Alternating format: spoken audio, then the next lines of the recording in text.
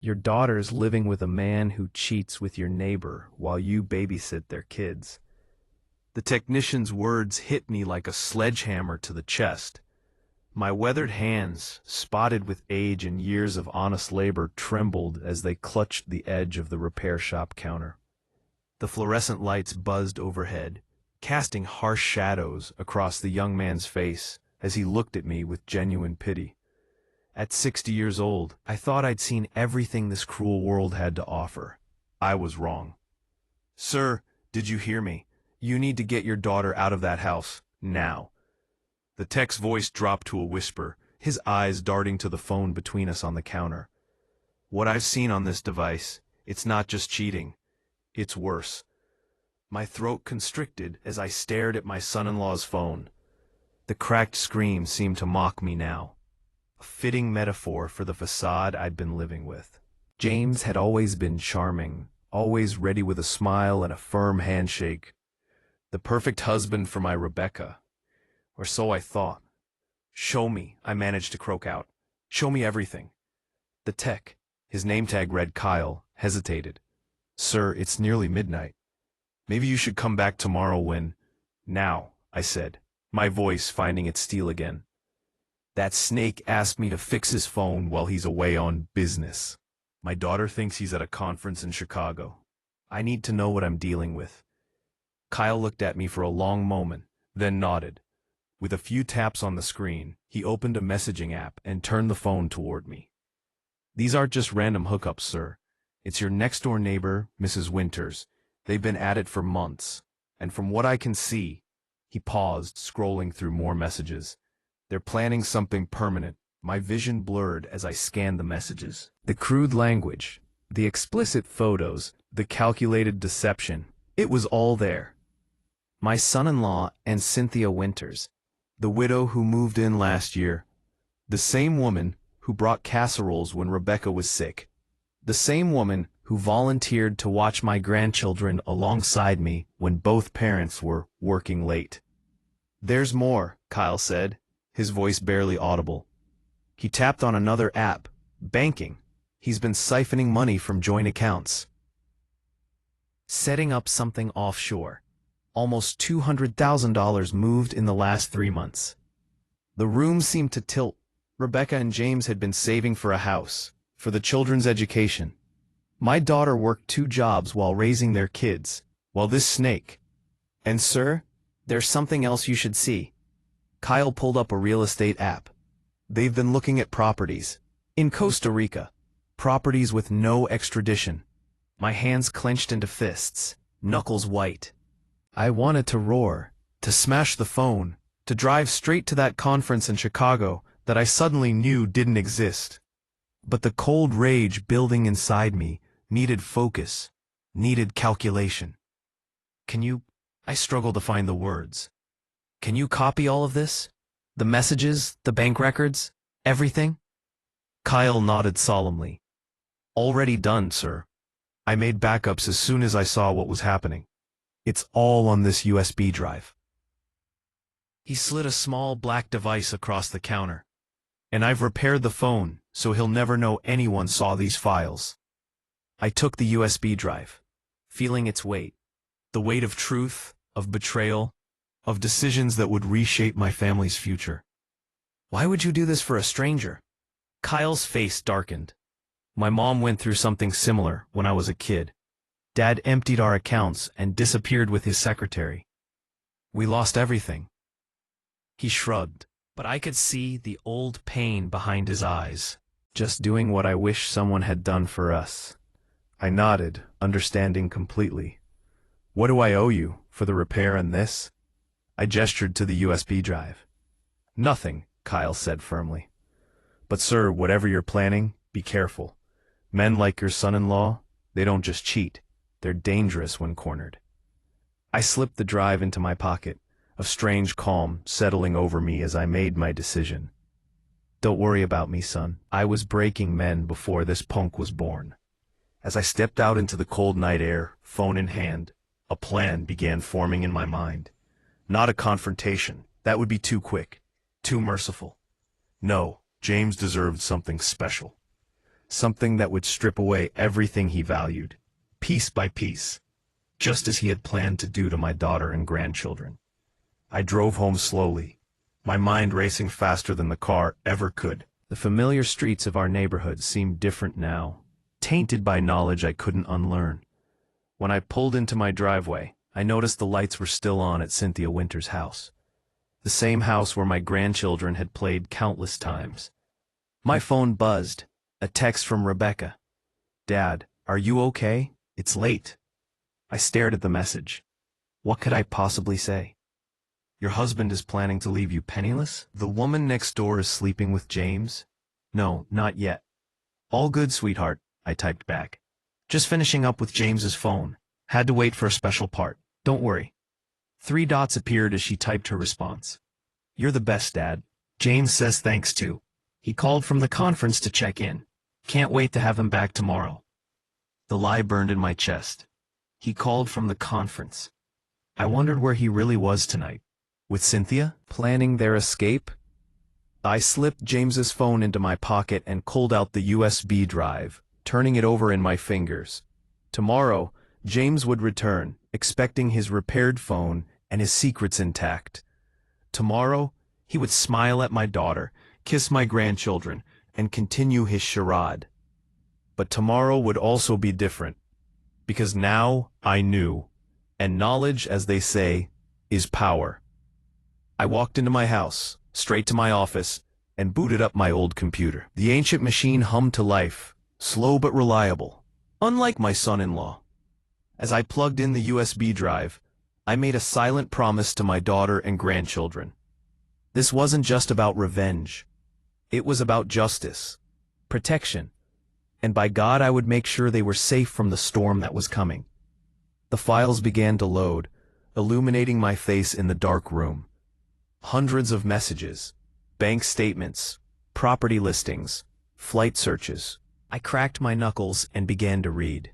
This would be a long night, but morning would bring a first day of James's reckoning, and I intended to make it unforgettable. 3 days had passed since that fateful midnight revelation at the repair shop.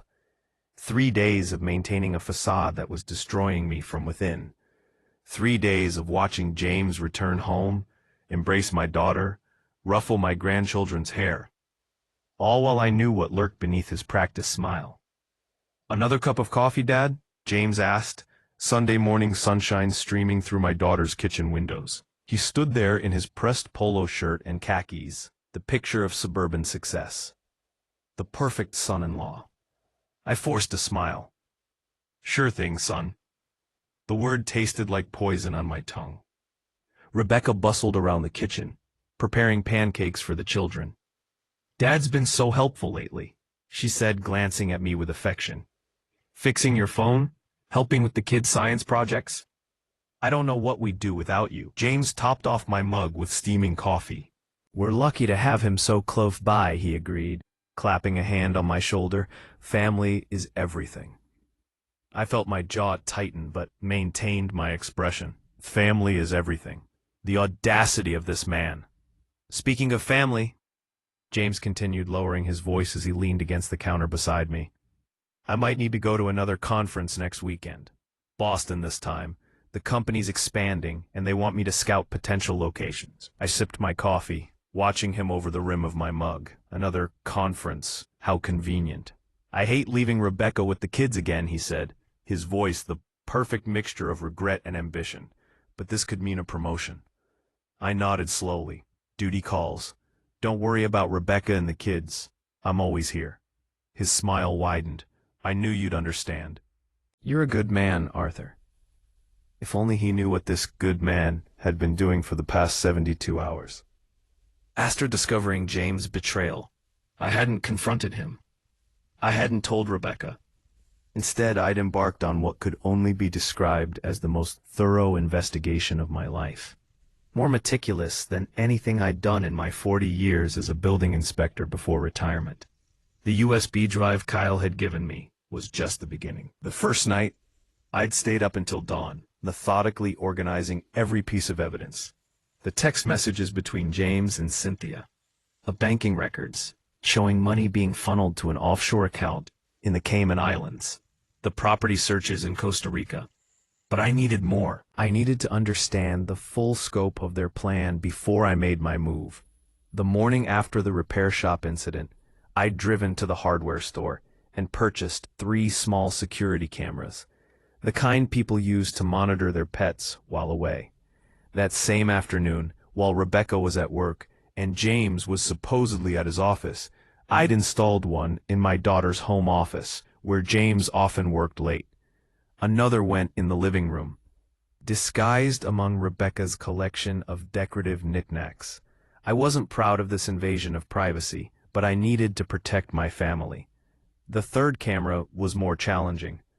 During a neighborly chat with Cynthia Winters, a conversation that required every ounce of self-control I possessed, I'd managed to place a device in her kitchen while asking to borrow some sugar for a recipe.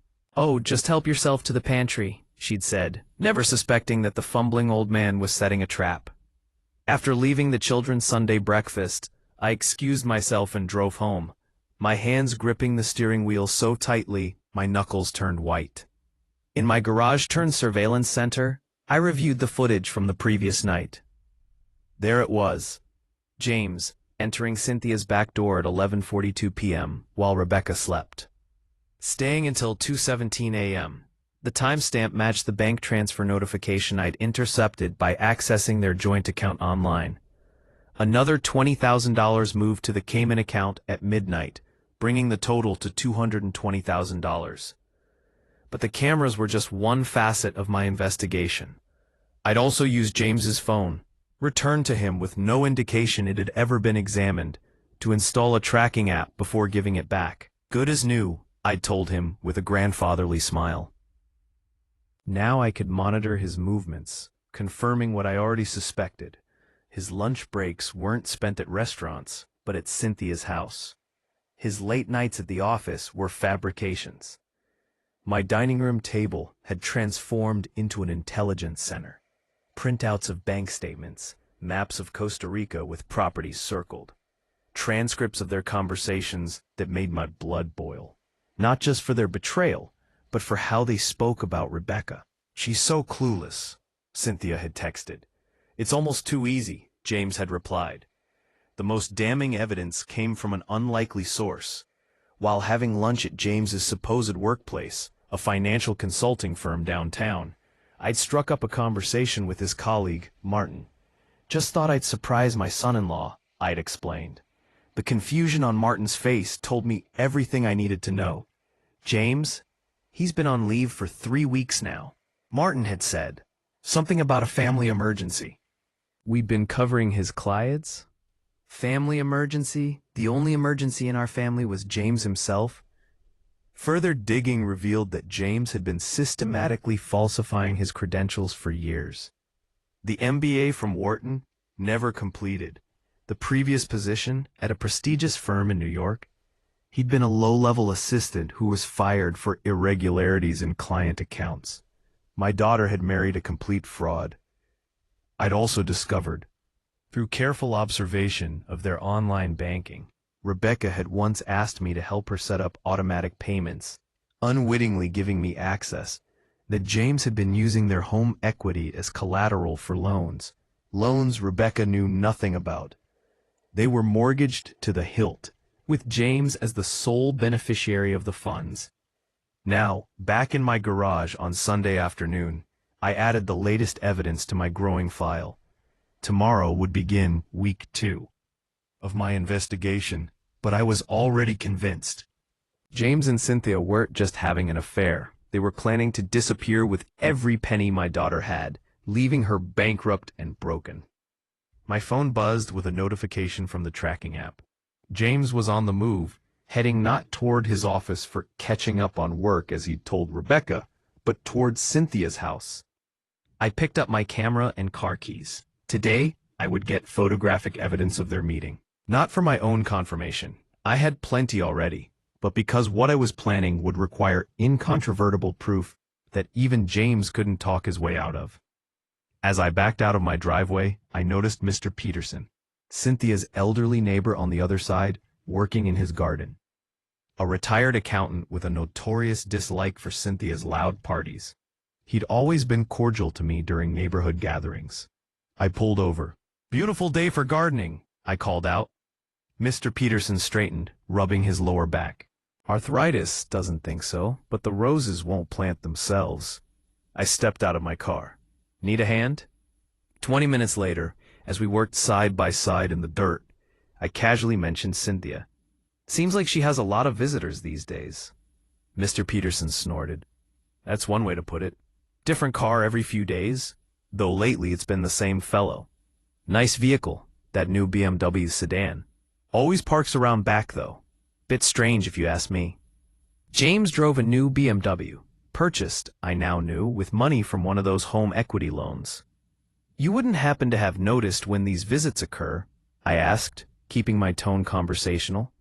"Same time most days, around noon. Sometimes evenings when the husband next door works late." He nodded toward my daughter's house. "Poor woman probably has no idea." My heart sank. So it wasn't just me who had noticed. How many other neighbors knew? How much neighborhood gossip had my daughter unknowingly been the subject of? Mr. Peterson must have seen something in my expression. "You know the fellow?" he asked. I nodded slowly. "My son-in-law." His face fell. Oh dear, I didn't realize," he trailed off, clearly embarrassed. "No need to apologize," I said quietly.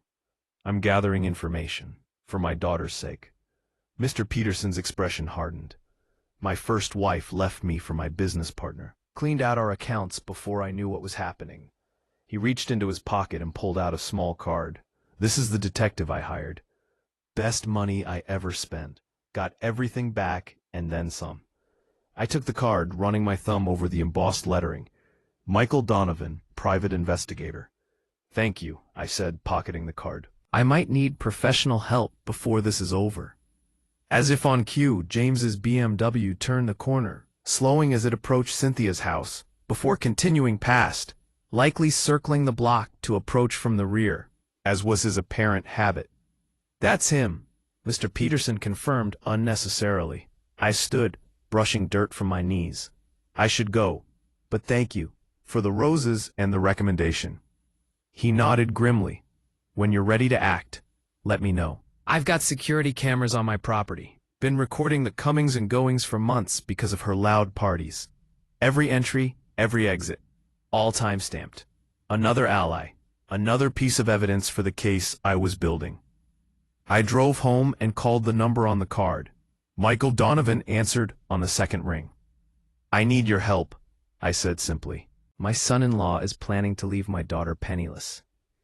"I can be at your place in an hour," Donovan replied without hesitation. As I waited for the detective, I spread my evidence across the dining table. Bank statements, photos, camera footage, text messages, property listings. It looked like the work of a madman, but there was method to my madness.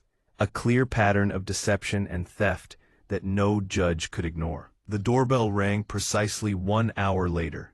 Michael Donovan was a weathered man about my age, with calculating eyes that missed nothing as I led him to my dining room. He whistled low as he surveyed my work. "You've been busy." "I'm thorough," I replied. "I can see that." He picked up a bank statement, scanning the highlighted transactions.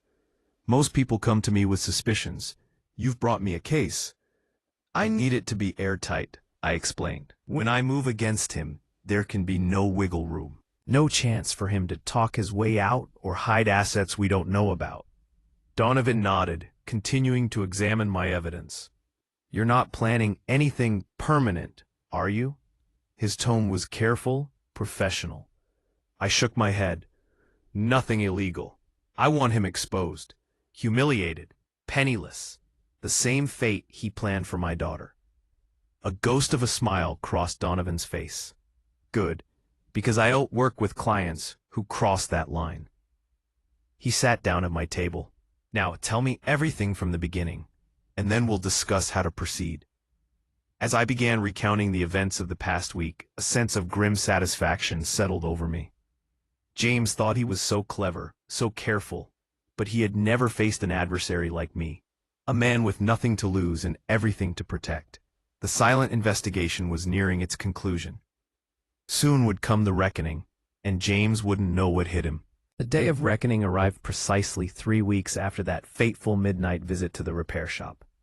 3 weeks of meticulous planning, evidence gathering, and steel-nerved patience. 3 weeks of looking into my son-in-law's eyes across Sunday dinner tables, while knowing exactly what kind of snake slithered beneath his designer clothes.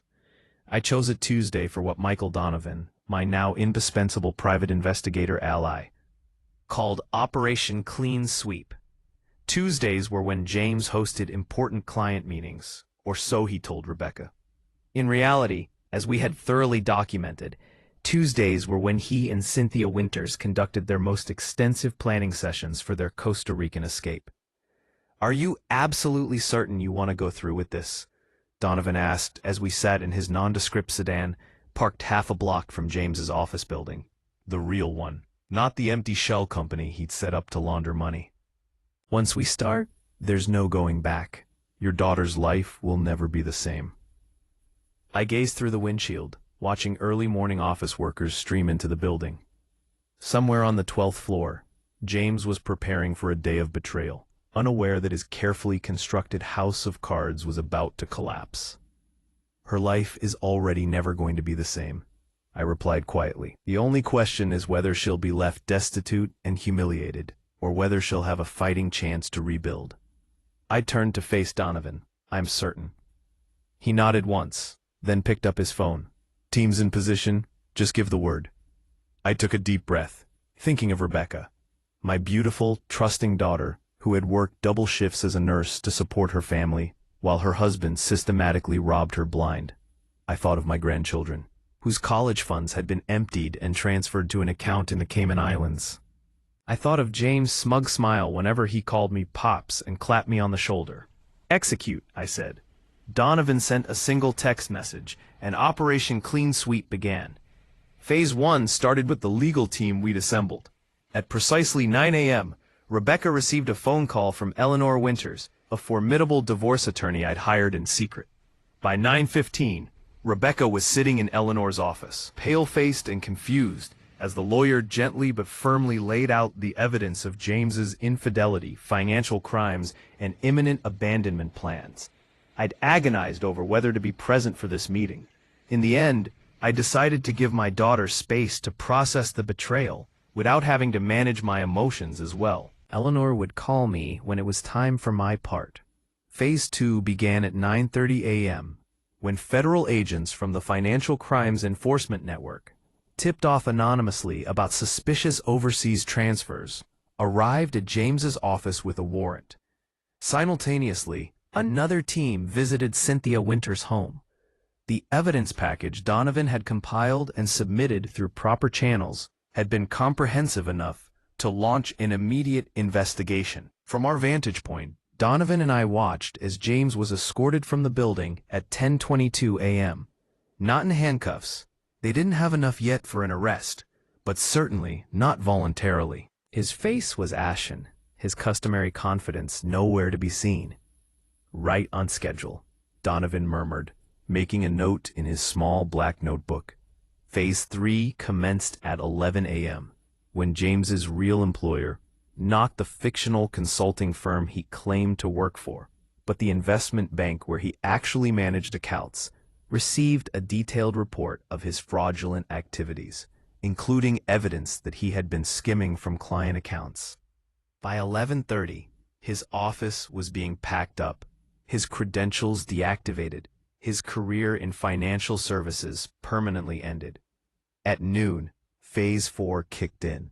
The local newspaper's business section published an article about an investigation into financial improprieties at James's bank, with his name prominently mentioned as a person of interest. The article had been carefully crafted with the help of a journalist contact of Donovan's, factual enough to be unpunishable, damaging enough to be unrecoverable. "Your son-in-law's phone is probably blowing up right about now," Donovan said, checking his watch. "Colleagues, friends, clients, everyone reading about his alleged crimes." I nodded grimly. "What about the bank accounts?" "Frozen as of 15 minutes ago," he confirmed. The offshore account too, thanks to that contact at FinCEN. He won't be able to access a penny without judicial approval. My phone rang. It was Eleanor. Rebecca would like to see you, she said simply. I had prepared myself for this moment, rehearsed what I would say, how I would comfort my daughter. But as Donovan drove me to Eleanor's office, all my carefully planned words evaporated. How could I explain that I had orchestrated her husband's destruction? That I had known for weeks about his betrayal, but said nothing? Rebecca was sitting in a comfortable armchair in Eleanor's private office, a box of tissues nearby, a half-empty water glass in her trembling hand. When she looked up and saw me, her eyes were red-rimmed, but dry. "Dad," she said, her voice steadier than I'd expected. "Did you know?" I crossed the room and knelt beside her chair, my old knees protesting.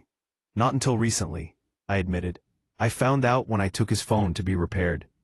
And you've been investigating him ever since." It wasn't a question. I nodded, unable to deny it. "I needed to make sure he couldn't hurt you anymore. Couldn't take everything you've worked for." She was quiet for a long moment, processing. Eleanor showed me everything. The accounts. The woman next door. The property in Costa Rica. Her hand tightened around the water glass until her knuckles whitened. 7 years of marriage, and I never suspected a thing. "That's because you're good, Rebecca," I said gently. "You see the best in people. You trust. Those are virtues, not failings. They feel like failings today." She set down the glass and looked directly at me. "What happens now, to James, I mean?" Eleanor stepped forward. "Based on the evidence we've compiled, he'll likely face federal charges for wire fraud and tax evasion. The forensic accountants are still unraveling his schemes, but we're talking about potential prison time. More immediately, we've secured an emergency freeze on all marital assets, and we're filing for divorce on grounds that will ensure the courts look very unfavorably on any claims he might make." Rebecca nodded slowly, absorbing the information. Then, unexpectedly, a small bitter laugh escaped her. "He was supposed to make us pancakes this weekend. He promised the kids." The mundane detail in the midst of such chaos broke something in me. I reached for her hand. "I'm so sorry, sweetheart. I'm sorry I didn't tell you sooner. I'm sorry for all of this." She squeezed my hand. "You were protecting us, just like you always have." She took a deep breath. "What about the children? How do I tell them their father is a criminal? That he was planning to abandon them? We'll figure it out together," I promised. "One day at a time." My phone buzzed with a text from Donovan. "Phase 5 initiated. Subject attempting to access marital home." I stood, my knees creaking in protest. "I need to go. James is trying to get into your house." Rebecca's eyes widened. "The children are at school, but my jewelry, our documents, the locks were changed this morning," Eleanor assured her. "And there's a security team in place. He won't get in." I bent to kiss Rebecca's forehead. "I'll handle James. You stay here and finish working with Eleanor." She caught my arm. "Dad, don't do anything that could get you in trouble. He's not worth it." I patted her hand. "Don't worry about me. I'm just going to have a conversation with my son-in-law." Donovan was waiting outside. James tried to enter the house, found the locks changed, and is now sitting in his car in the driveway. He reported as we drove toward Rebecca's home. He's made 17 phone calls in the last 10 minutes. No answers, apparently. "His world is collapsing," I said, feeling no satisfaction, only grim resolution. "And he doesn't even know about Phase 6 yet." Phase 6 was perhaps the most personally satisfying part of Operation Clean Sweep. While the legal and financial aspects were necessary, this phase struck at something James valued even more than money: his reputation, his social standing, his carefully crafted image. We arrived at Rebecca's house to find James pounding on the front door, his normally perfectly styled hair disheveled, his designer suit wrinkled. When he spotted me emerging from Donovan's car, he froze. "Arthur?" he called, forcing a smile that looked more like a grimace. "Thank God you're here. Something's wrong with my key, and Rebecca isn't answering her phone. There must be some mistake with our accounts too.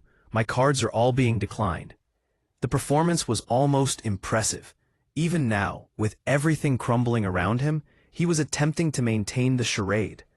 I walked slowly up the driveway, Donovan hanging back to give us space, but remaining within earshot as a witness. "No mistake, James," I said calmly. "The locks were changed because you no longer live here. The accounts are frozen because you've been stealing from my daughter for years." His face contorted, the mask slipping. "What are you talking about?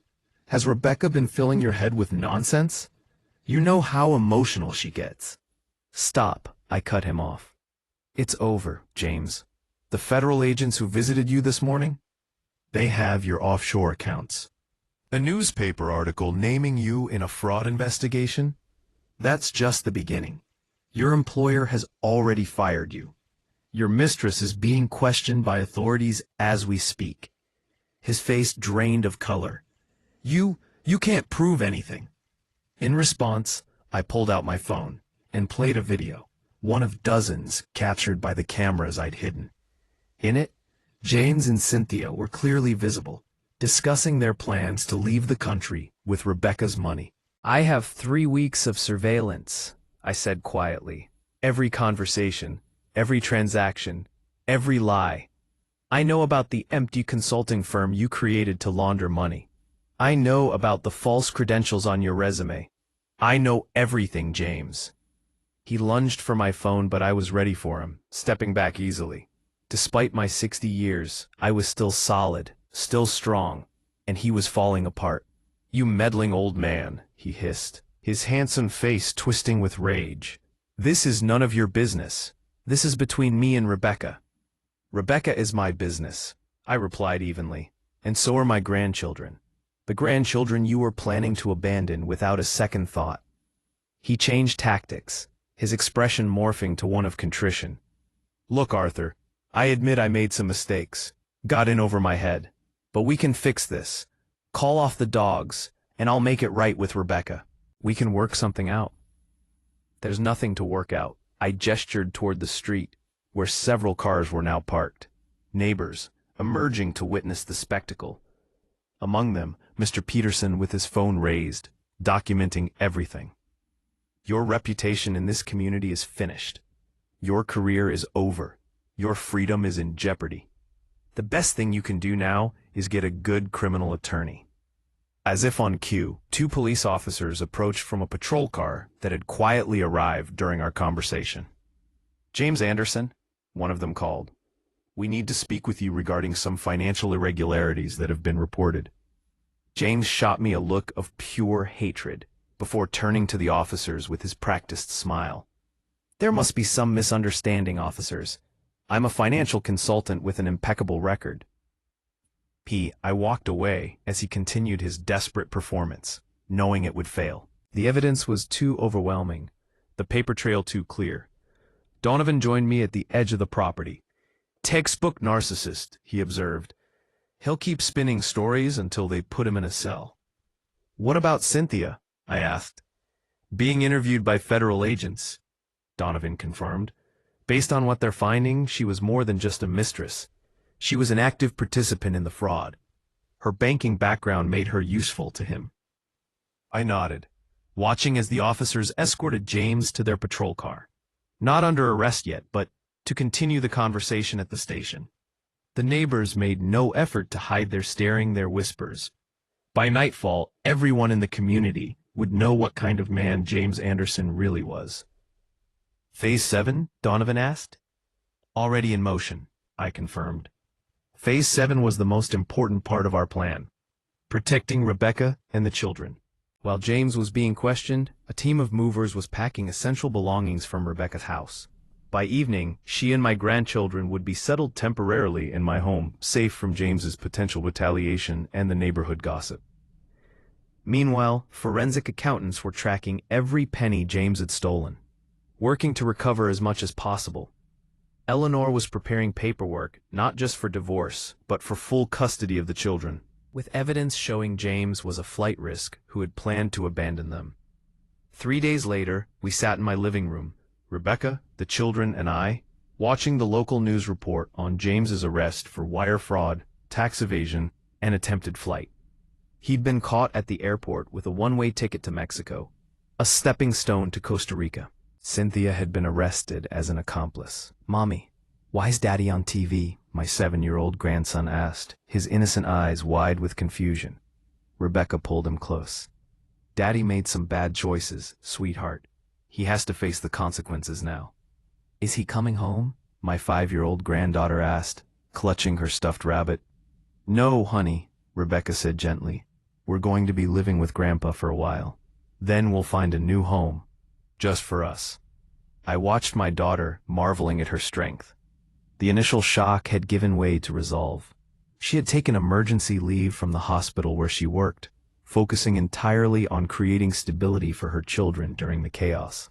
Not once had she collapsed under the weight of James's betrayal. Later, after the children were asleep, Rebecca joined me on the back porch. We sat in companionable silence for a while, watching the stars emerge in the twilight sky. "Thank you," she said finally, "for saving us." I shook my head. "You're saving yourself, Rebecca.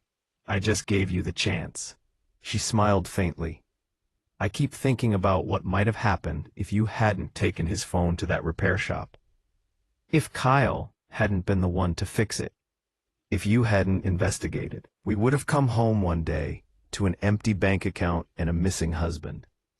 "But that didn't happen," I reminded her. "And it won't." "The money," she began hesitantly. "The accountants say most of it is gone, spent on his lifestyle, on gifts for her, on property we'll probably never recover." "Money can be earned again," I said firmly. "Your nursing career is solid. My retirement savings are healthy. We'll be fine. All of us." She leaned her head against my shoulder, as she used to do when she was a little girl. "I feel so foolish for not seeing it. 7 years, Dad. 7 years of lies." "You saw what he wanted you to see," I told her. "He was a professional con man, Rebecca. That's not your fault." "When did you get so wise?" she asked, a hint of her old humor returning. I chuckled. "Around the time my hair turned gray and my knees started creaking." We fell silent again, contemplating the future that stretched before us, altered irrevocably from what we had expected, but still full of possibility. In the quiet darkness, my phone buzzed with a text from Donovan. "Final report compiled. All evidence secured. Anderson facing 15 to 20 years minimum. Winters cooperating with prosecution for reduced sentence. Recovery efforts ongoing. Mission accomplished." I didn't respond. There was no need. Operation Clean Sweep had achieved exactly what I'd intended. Not just revenge against the man who had betrayed my daughter, but protection for her future. James's destruction hadn't been born from blind rage or simple retribution. It had been calculated, methodical, designed to expose his crimes while salvaging what could be saved for Rebecca and the children. Some might call it cruel, the systematic dismantling of a man's entire existence. But as I sat beside my daughter on that porch, watching her begin the slow process of healing, I felt no regret. James had planned to leave Rebecca with nothing, no money, no dignity, not even an explanation. Instead, he was the one left with nothing, while she still had everything that truly mattered: her integrity, her children, her future, and me for as long as she needed. "I'm thinking of going back to school," Rebecca said suddenly, "to become a nurse practitioner. It's something I always wanted to do, but James said it would take too much time away from his career." I smiled in the darkness.